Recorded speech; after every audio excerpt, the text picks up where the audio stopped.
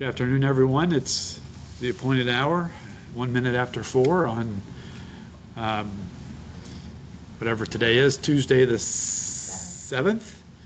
And we're here to discuss Amendment 1 to the 2050 Metropolitan Transportation Plan. And as you know, OKI is the Metropolitan Planning Organization for this 8-county region, which includes Butler, Warren, Hamilton, and Claremont counties in Ohio, Boone, Kenton, and Campbell in northern Kentucky, and Dearborn County, Indiana. This plan was originally adopted last June of 2024, and included a number of projects totaling roughly $18 million or billion dollars, with a wide range of project types: roadway, transit, bicycle, pedestrian, and freight projects. And we're here today to discuss an amendment to that plan, which is a single project in Warren County, Ohio. When we coded the plan, we did include it as 4-lane facility, but our description that was included in the adopted plan showed it as only a 2-lane facility. So it's almost a technical correction, but nonetheless, we're here to upgrade the scope of the project, the cost of the project.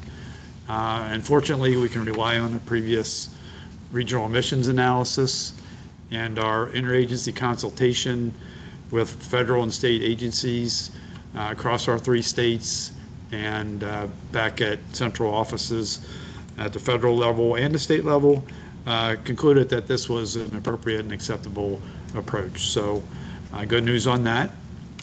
And our ICC was a recipient of this presentation this morning, and they had no comments.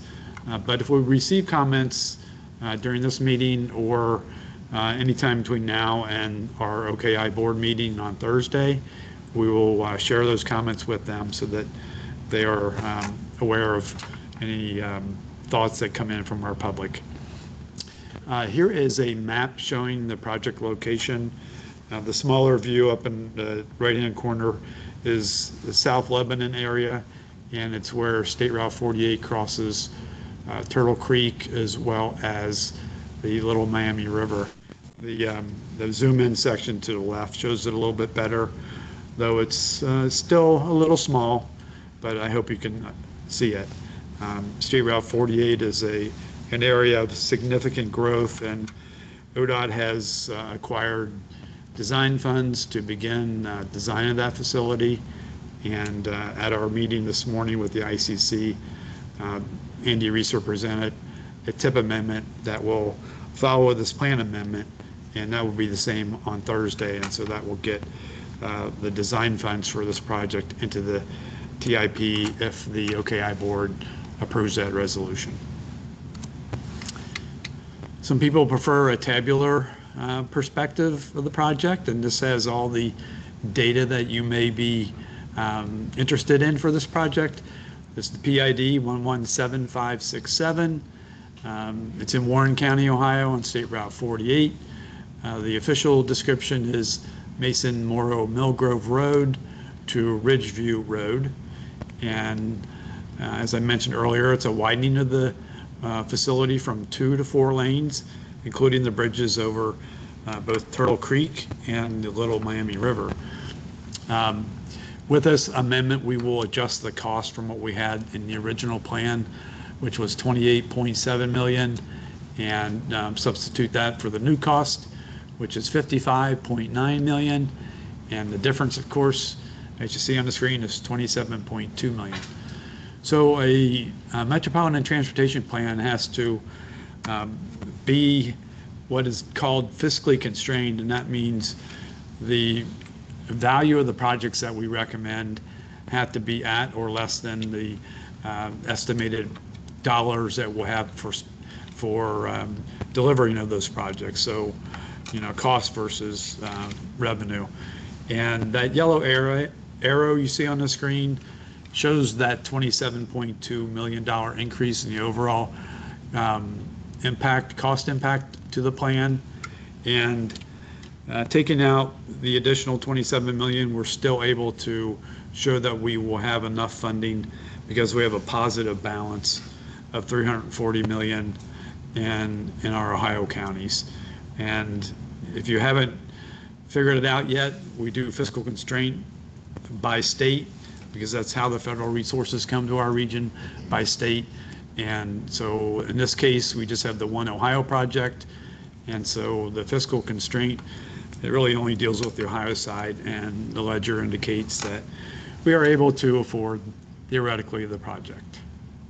Kentucky and Indiana balances are untouched. So that is pretty much it. And if we had any questions, this is the time to ask those. If we have any comments, this is the time to submit those.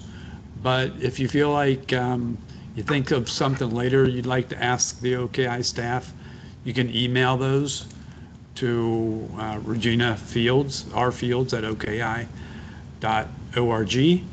And if we get those before our meeting on Thursday morning at 10:30, we'll share those with the board.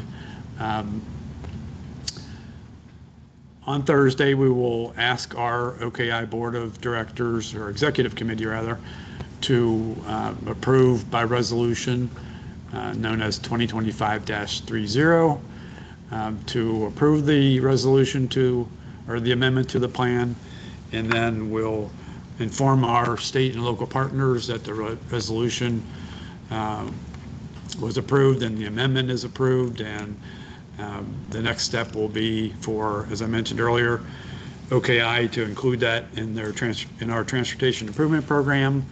And then since this is an Ohio project, it would be added to the Ellis system at ODOT, and then the STIP, and then those resources will be available for the design phase by ODOT. So since I don't see any questions, anyone in the audience have any questions? Any comments?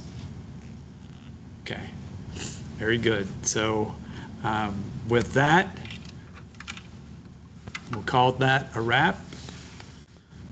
We'll actually post this presentation once we get it offline and clean up the front end a little bit.